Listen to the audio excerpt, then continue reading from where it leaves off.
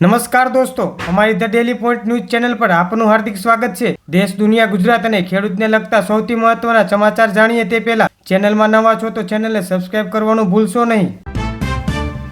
અમદાવાદના નવરંગપુરા વિસ્તારમાં ભૂલથી ફાયરિંગ થતાં સિક્યુરિટી ગાર્ડને ઈજા થઈ। પોલીસે ભૂલથી ફાયરિંગ કરનાર ગાર્ડની અટકાયત કરી।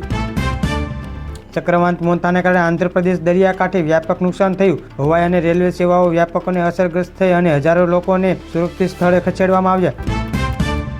ભારતના મુખ્ય ન્યાયાધીશ બી.આર. ગવઈએ આગામી મુખ્ય ન્યાયાધીશ તરીકે જસ્ટિસ સૂર્યકાંત નામની ભલામણ કરી। અમદાવાદના વિવાદાસ્પદ પોપ્યુલર બિલ્ડર રમણ પટેલ કોર્ટ સાણંદ જમીન વિવાદ મામલે દોષિત ઠેરાવી 4 વર્ષની સજા ફટકારી। ચક્રવાત મોન્થાની અસરને પગલે ગુજરાતના સૌરાષ્ટ્ર અને દક્ષિણ ગુજરાતના ભાગોમાં કમોસમી વરસાદ નોંધાયો, જેથી ખેડૂતોની ચિંતા વધી। વડાપ્રધાન શ્રી નરેન્દ્ર મોદીએ ગુજરાતના એકતાનગર ખાતે સ્ટેચ્યુ ઓફ યુનિટીને પુષ્પાંજલિ અર્પણ કરી અને એકતા પરેડનું નિરીક્ષણ કર્યું। ઋષભ શેટ્ટીની બ્લોકબસ્ટર ફિલ્મ કંટારા ચેપ્ટર 1 આજે 31 ઓક્ટોબરથી OTT પ્લેટફોર્મ પર પ્રાઇમ વિડીયો પર સ્ટ્રીમ થશે। CBSE દ્વારા ધોરણ 10 અને 12ની બોર્ડ પરીક્ષા માટે ફાઇલ ડેટ શીટ જાહેર કરવામાં આવી। રિલાયન્સ અને ગૂગલ વચ્ચે મોટી ભાગીદારી થવાના સમાચાર છે। 18 થી 25 વર્ષના યુઝર્સ માટે મોટો ફાયદો આપી શકે છે।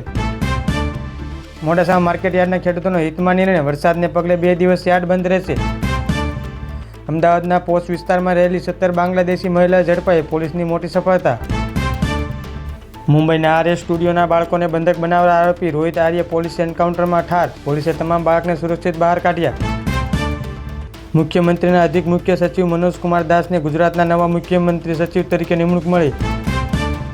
સુરતના સરથાણા વિસ્તારમાં આવેલી હોટલમાંથી હાઈ પ્રોફાઇલ સેક્સ રેકેટ ઝડપાયું, જેમાં વિદેશી યુવતીઓનો સમાવેશ થાય। અમદાવાદ વડોદરા એક્સપ્રેસ વે પર 5 વાહનો વચ્ચે ગંભીર અકસ્માત થતા જેમાં 2 વ્યક્તિઓ ગંભીર રીતે ઘાયલ। જમ્મુ કાશ્મીરમાં સુરક્ષા દળો અને આતંકવાદીઓ વચ્ચે અથડામણ, 2 આતંકવાદીઓ ઠાર। કચ્છ, પાટણ અને બનાસકાંઠા સહિત ઉત્તર ગુજરાતના કેટલાક વિસ્તારોમાં યલો એલર્ટ જાહેર। વરસાદના કારણે જણસીને નુકસાન ના થાય તે માટે બોટાદ APMC 31 ઓક્ટોબર સુધી બંધ રાખવાની જાહેરાત।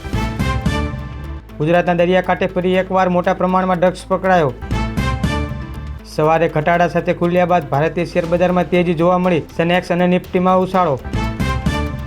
UIDAI દ્વારા આધાર અપડેટ માટેની ફીના માળખામાં સુધારો, 1 નવેમ્બરથી ખર્ચ વધશે। આંતરરાષ્ટ્રીય બજારમાં ફેરફારના કારણે ભારતમાં સોના અને ચાંદીના ભાવમાં સામાન્ય ઉછાળો। વૈશ્વિક બજારમાં ક્રૂડ ઓઇલના ભાવમાં નજીવો ઘટાડો। ચક્રવાત મોન્થા આંધ્રપ્રદેશ ખાતે ત્રાટક્યું, ભારે પવન અને વરસાદની તબાહી। એક રિપોર્ટ અનુસાર માત્ર ભારતમાં જ વાયુ પ્રદૂષણથી 17 લાખથી વધુ લોકોએ જીવ ગુમાવ્યો। ગાઝામાં સંઘર્ષ ચાલુ, યુનાઇટેડ નેશન્સ દ્વારા તત્કાળ યુદ્ધ વિરામની અપીલ। US દ્વારા વિદેશીઓ માટે વર્ક પરમિટ સંબંધિત નિયમોમાં ફેરફારો। યુક્રેન પર રશિયા ડ્રોન હુમલો ચાલુ, આંતરરાષ્ટ્રીય સ્તરે ચિંતા।